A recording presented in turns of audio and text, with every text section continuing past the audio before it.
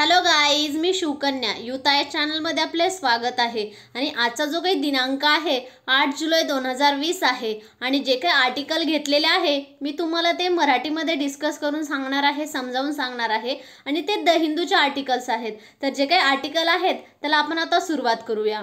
तर जे की आपण म्हणतो, जे की इंडिया आणि चायनाचं जे काही लाईन ऑफ ॲक्च्युअल कंट्रोलला जो काही स्टँड ऑफ झालेला होता, तर तिथे कुठेतरी आता ते डिसएंगेजमेंट होतं आहे. म्हणजे तिथं डिस्केलेशन चाललं आहे किंवा तिथले जे काही ट्रूप्स आहेत ते मागे घेणार आहेत, या गोष्टीविषयी ते दिलेलं आहे आर्टिकलमध्ये. आणि त्याच गोष्टी आपण बघूयात. जे की इंडिया आणि चायनाची काही डिसएंगेजमेंट होईल जी मिलिटरीची आहे ती, तर तिथं काही नवीन जे काही ट्रस्ट होईल तो बिल्डअप होईल आणि स्लोली आपल्याला म्हणता येईल. त्याचनंतर जे काही ॲक्च्युअल आर्टिकल आहेत, तर जे काही 2 महिन्यापासून तिथं जे काही लाईन ऑफ ॲक्च्युअल कंट्रोल आहे तिथं स्टँड ऑफ चालू होता. त्याचनंतर जे काही इंडिया आणि चायना आहे, तर त्यांचे जे काही डिस्कशन आहे ते फुल डिसएंगेजमेंटवरती होणार आहे. त्याच्यासाठी कुठंतरी एक वेलकम म्हणता येईल या गोष्टीसाठी. आणि जर आपल्याला यात सावधानता बाळगायची म्हटली, तर जे काही जे काही डिस्केलेट आहे त्याचा जो काही प्लॅन आहे तो डिटेल आपल्याला समजत नाही, तोपर्यंत ती सावधानगी आपल्याला बाळगावी लागणार आहे. आणि जे काही ट्रूपवरील जे काही टेन्शन आहे ते पूर्णपणे तिथे क्लिअर व्हायला पाहिजे. त्याचनंतर जर आपले स्पेशल रिप्रेझेंटेटिव्ह बघितले, तर जे काही इंडियाच्या साईडने आहेत, तर ते जे काही नॅशनल सिक्युरिटी ॲडवायझर जे आपण ज्यांना अजित डोवाल जे आहेत तर ते असतील. आणि चायनाचे जे काही फॉरेन मिनिस्टर्स आहेत वांग यू, तर हे जे आहेत तर ते तिकडून म्हणजे चायनाच्या साईडने असतील. त्याचनंतर जे काही न्यू दिल्ली आणि जे काही बीजिंग आहे, तर त्यांची जी काही लँग्वेज आहे ती आयडेंटिकल आहे असं नाही. बट जे काही या लाईन ऑफ ॲक्च्युअल कंट्रोलचा जो काही इश्यू आहे, जे काही त्याच्या अलॉंग साईड आहे, त्याच्यानंतर तिथे पीस जी आहे ती रिस्टोर करण्याचा एक प्रयत्न आहे. त्याचनंतर जर आपण बघितलं तर जे काही 3 पॉईंट्स आहेत तर ते आपण मॅपमध्ये बघूयात समोर.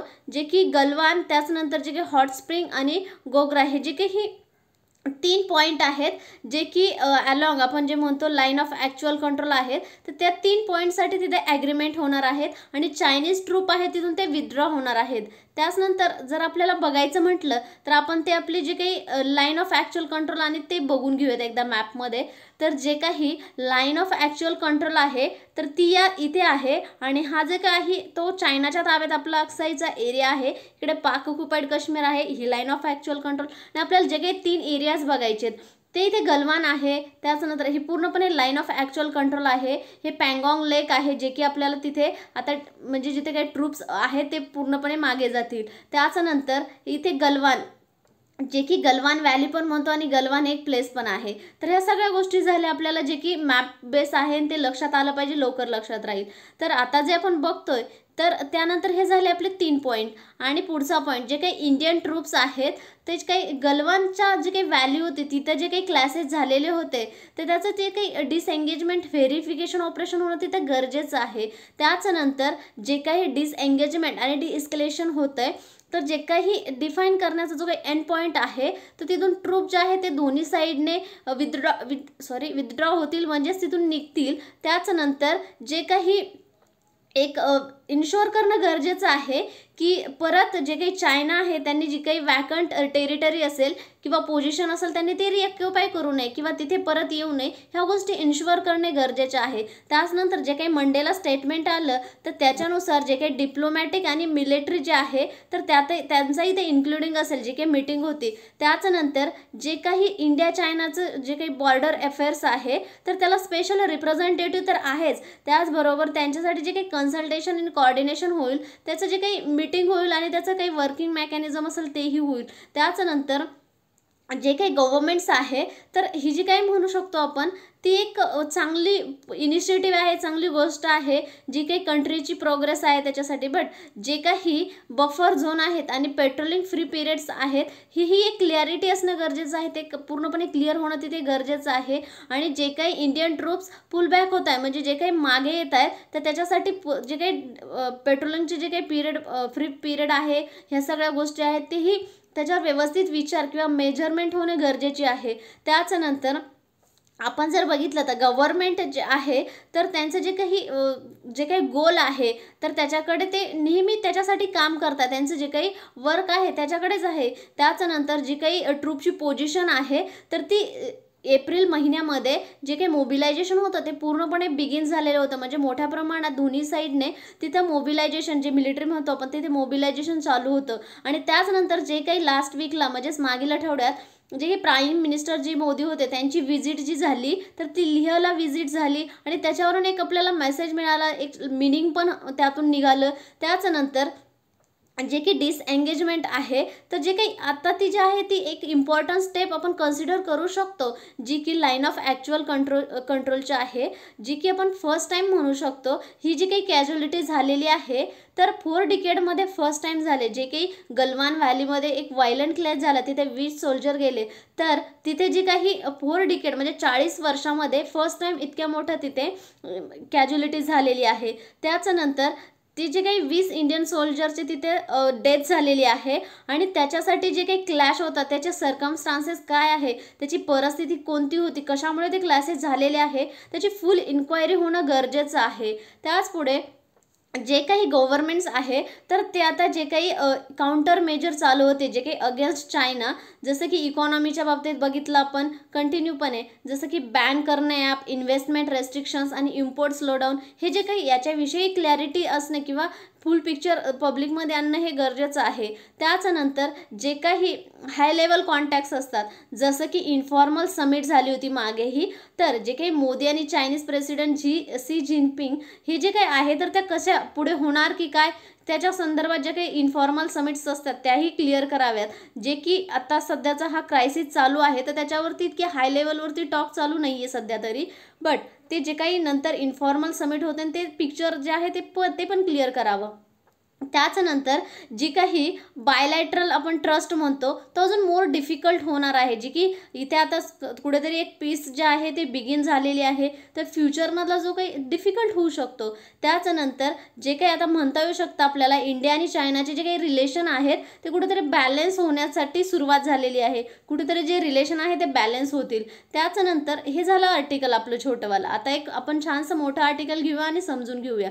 जे काही सेकंड आर्टिकल आहे तर जे काही स्टँड ऑफ होता तर तो कुठेतरी आता लाईन ऑफ ॲक्च्युअल कंट्रोल होतं, तिथून कुठेतरी दोन्ही साईडचे जे काही ट्रूप्स आहे ते माघार घेत आहेत किंवा मागे जात आहेत. तर त्याच्याच धर्तीवर जे काही चायना आहे तर त्यांचे जे काही न्यूक्लिअर वेपन म्हणतो आपण, न्यूक्लिअर अर्सेनल, तर तो वाढवतोय, एक्सपांडिंग करतोय. तर आपण एक गोष्ट लक्षात घेणं गरजेचं आहे, आपण म्हणजे इंडियासाठी जे काही कन्व्हेन्शनल इस्केलेशन चालू आहे किंवा अलॉंग LAC जे काही लाईन ऑफ ॲक्च्युअल कंट्रोल आहे, तर इंडिया अफोर्ड करू शकत नाही, एक गोष्ट इग्नोर करून चालणार नाही, जे की चायनाचं जे काही एक्सपांडिंग चालू आहे न्यूक्लिअर अर्सेनलसाठी. तर जे काही आता आपण जे काही मॅप आहे ते बघितलेलेच आहेत. त्याच्या पुढचा पॉईंट जे की डोमेस्टिक आणि एक्सटर्नल चॅलेंजेस आहेत, जे की चायनाला म्हणतो पीपल्स रिपब्लिक ऑफ चायना जे आहे त्यांच्यासाठी डोमेस्टिक आणि एक्सटर्नल चॅलेंजेस भरपूर आहेत.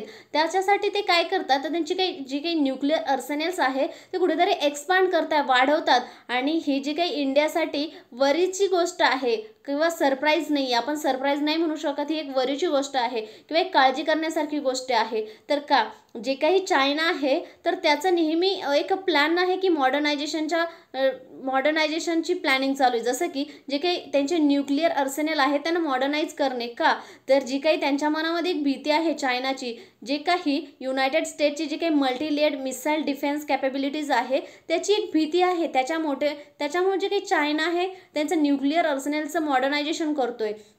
आणि जर आपण बघितली तर मल्टिपल इंडिपेंडंटली टार्गेटेबल जी काही रीएंट्री व्हेकल आहे ती कॅपेबिलिटी कुणाची, जे काही न्यूट्रलाइज करते, अमेरिकेची मिसाईल जे आहे त्याला कुठेतरी न्यूट्रल करण्याचं काम करते, ही जी काही चायनाची आपण व्हेकल म्हणू शकतो. त्याचबरोबर जे काही पुढे आपण जे काही म्हणतो ना मल्टिपल इंडिपेंडेंटली टार्गेटेबल रीएंट्री व्हेकल जे आहे तर याचं जे काही आहे तर ते आपण शॉर्ट फॉर्म पुढे यूज करणार आहोत याचे. तर जे काही चायनाचं DF-31ES आहे तर जे काही इंटरकॉन्टिनेंटल बॅलिस्टिक मिसाईल आहे आणि ते जे काही इक्विप केलेलं आहे ते MIR-20 या पोटेंट यांनी म्हणजे एक पोटेन्शियली आहे आणि त्यांनी ते इक्विप केलेलं आहे आणि त्यामुळे त्याला एक मदत झालेली आहे. त्याच्यानंतर जे काही पीपल्स लिबरेशन आर्मीचं जे काही रॉकेट फोर्स म्हणता येईल आपल्याला, तर कोणती आहे, तर जे काही मीडियम रेंज बॅलिस्टिक मिसाईल आणि शॉर्ट रेंज बॅलिस्टिक मिसाईल ह्या ज्या 2 मिसाईल आहेत,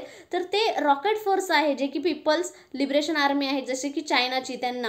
त्याच्यानंतर जर डेझिग्नेटेड न्यूक्लिअर वेपन स्टेटमध्ये बघितलं तर जे काही PRC आहे तर ते म्हणजेच चायना, तर ते काय करतंय 2019मध्ये सर्वात जास्त हायेस्ट मिसाईल टेस्ट घेतलेला देश आहे जे की डेझिग्नेटेड न्यूक्लिअर वेपन स्टेटमध्ये आहे.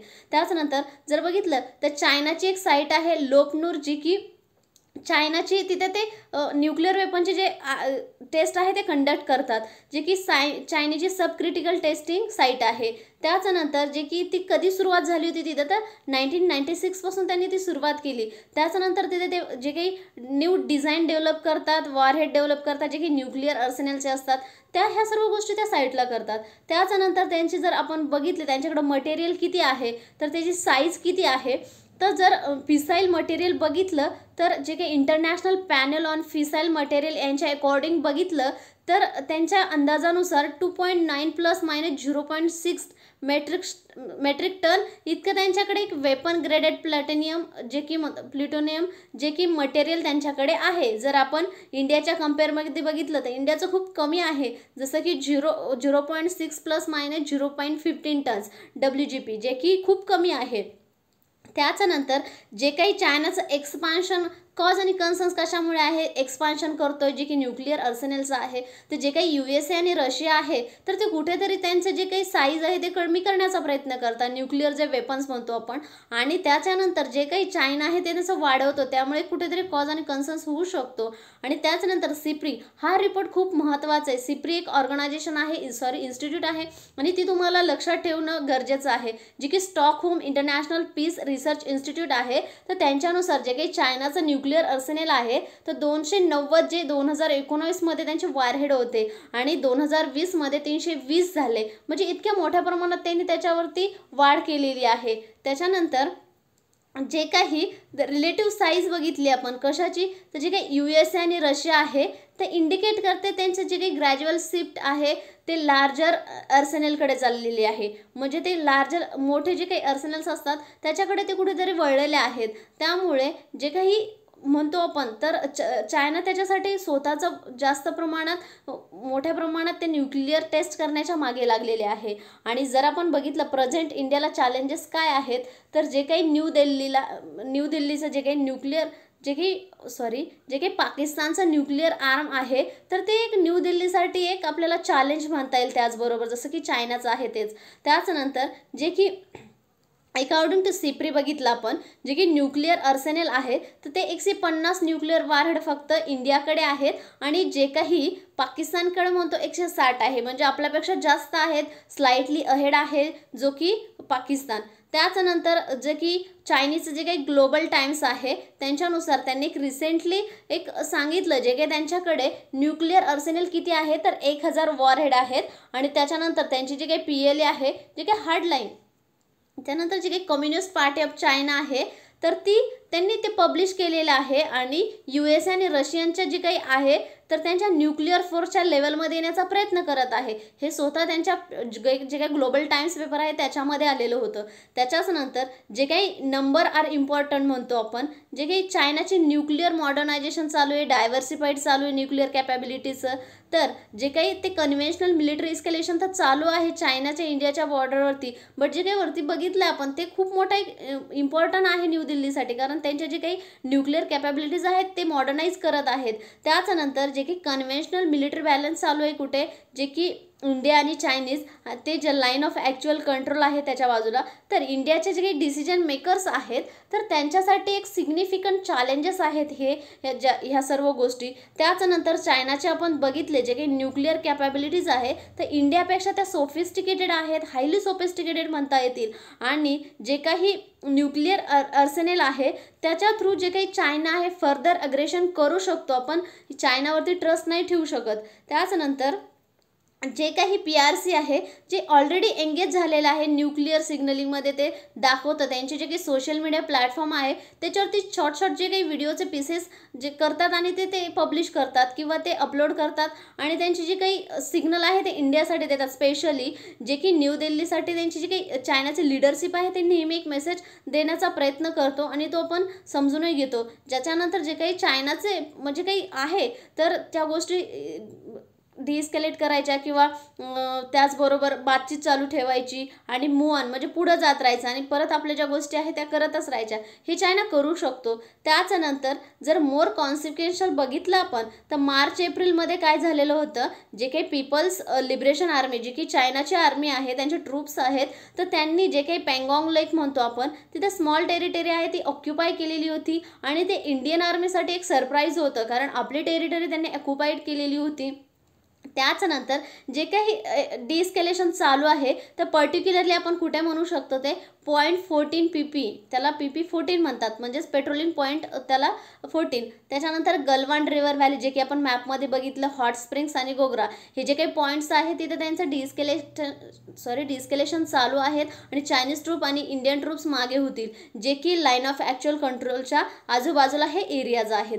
त्याच्यानंतर जर इंडियाचं बघितलं की इंडिया सेम तसंच करणार, स्वतःचे जे ट्रूप्स आहे ते मागे घेणार, बट शुअर होणं गरजेचं आहे. जे की फिंगर म्हणतो आपण 4 आणि 8 जे काही पँगॉंग सो लेक आहे त्याच्या बाजूला फिंगर 4 आणि 8 हे जे काही पॉईंट्स आहेत तर तिथे जे म्हणतो तर आर्मीचं तिथे कुठेतरी इंडियन आर्मीचं लॉक होतात. जसं की तिथे बाजूची जे काही चायनाची आर्मी आहे तीही प्रेझेंट आहे. त्यामुळे जे काही इंडियाची आर्मी आहे त्यांना आयबॉल टू आयबॉल म्हणजे तिथे नेहमी डोळ्यात तेल घालून त्यांना तिथे कुठेतरी थांबावं लागणार आहे त्या पॉईंटवरती, कारण सांगू शकत नाही चायना काय करू शकतो. त्याच्यानंतर जे काही अरुणाचल प्रदेश आपला जो काही पार्ट आहे तो आणि काराकोरम हे जे काही रेंजेस आहेत किंवा हा काही पार्ट आहे तर तिथे डिफेन्सिव्ह प्रिपरेशन असणंही गरजेचं आहे इंडियाला. त्याचबरोबर जे की मोर चॅलेंजेस काय आहेत इंडियाला तर जे काही PLARF जी काही लँड बेस्ड मिसाईल फोर्स आहे तर जे काही इंडियाला जे आहे तर ते डिसिजन मेकरला अवेअर होणं त्याच्यासाठी गरजेचं आहे.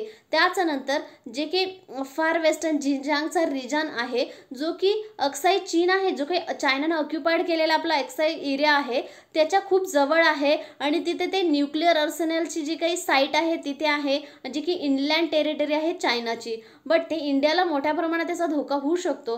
त्याच्यानंतर चायनाची जी काही लँड बेस्ड मिसाईल आहे तर ती इंडियाची जी काही फोर्स आहे along line of actual control तिथे ते चांगल्या प्रकारे त्याचा यूज करू शकतात, त्याच्यासाठी अलर्ट असणे गरजेचे आहे.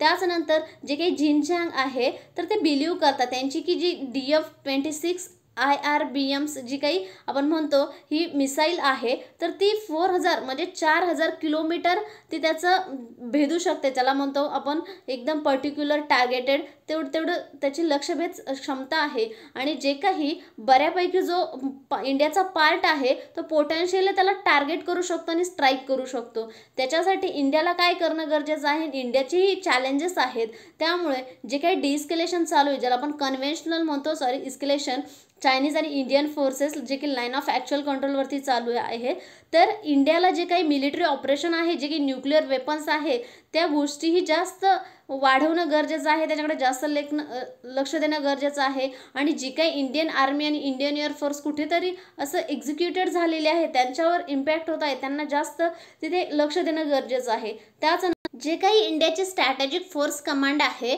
तर त्यांना जे काही इंडियाची कन्व्हेन्शनल फोर्सेस आहे त्यांना काय म्हणतात त्याला सपोर्ट करणं गरजेचं आहे, त्यांना अलर्ट होणं गरजेचं आहे जे की चायनाचा न्यूक्लिअर थ्रेट होऊ शकतो, त्यामुळे नेहमी अलर्ट होणं गरजेचं आहे. आणि त्याच्याच नंतर जे काही स्टँड ऑफ चालू होतात जो की करंट आपण म्हणू शकतो लाईन ऑफ ॲक्च्युअल कंट्रोल जे की इंडिया आणि चायनीज फोर्सेस तिथे स्टँड ऑफ होते आणि सध्याचं तिथे एस्केलेशन झालेलं आहे. त्याच्यानंतर जे काही टेरिबल मिस्टेक म्हणू शकतो आपण कुणाची जी काही इंडियन गव्हर्नमेंटची तर का तर हे जे काही जे डिस्केलेशन करण्याचं जे काही आलेलं आहे तर ते इंडियन साईडनं न येता चायनीज साईडने आलेलं आहे, बीजिंग साईडने आलेलं आहे. त्यामुळे इंडियन गव्हर्नमेंटला जास्त प्रकारे तिथे लक्ष देणं गरजेचं आहे, मिस्टेक होऊ न देणं हे पण गरजेचं आहे. आणि त्याच नंतर जो काही आपला नेक्स्ट पॉईंट आहे, तर जी काही न्यू दिल्ली म्हणतो आपण, तर त्यांना सिरियसली घेणं गरजेचं आहे. जे की आपल्याला काय होईल माहीत नाही. हा जो काही क्रायसिस झाला तो एकदम ह्या करंट क्रायसिसनंतर जे काही आउटकम येतील ते काही पण असतील, पण जे काही न्यू दिल्ली आहे त्याला एक सिरियसनेस होणं गरजेचं आहे. जे की न्यूक्लिअर डॉक्ट्रिन आहे तर ती एक्सटेंड करणं गरजेचं आहे.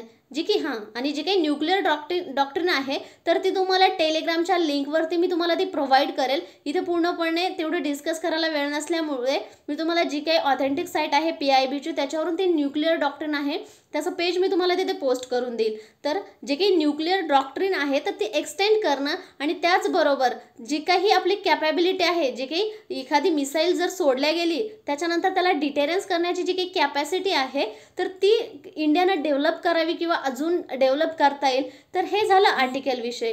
तर हे जे काही आर्टिकल झाले मी तुम्हाला ते दोन समजावून सांगितलेलं आहे. तर तुम्हाला जर आवडलं असेल तर तुम्ही लाईक करा. त्याच्यानंतर इम्प्रूव्हमेंट करायची असेल तर कमेंट सेक्शनमध्ये तुम्ही तसं सांगू शकता, त्याला इम्प्रूव्हमेंट करण्यात येईल. आणि हे जे काही मराठीतलं मटेरियल आहे ते तुमच्या मित्रमैत्रिणींनी तुम्ही शेअर करू शकता जेणेकरून त्याचा त्यांना फायदा होईल. आणि हे लेक्चर शेवटपर्यंत ऐकल्याबद्दल धन्यवाद.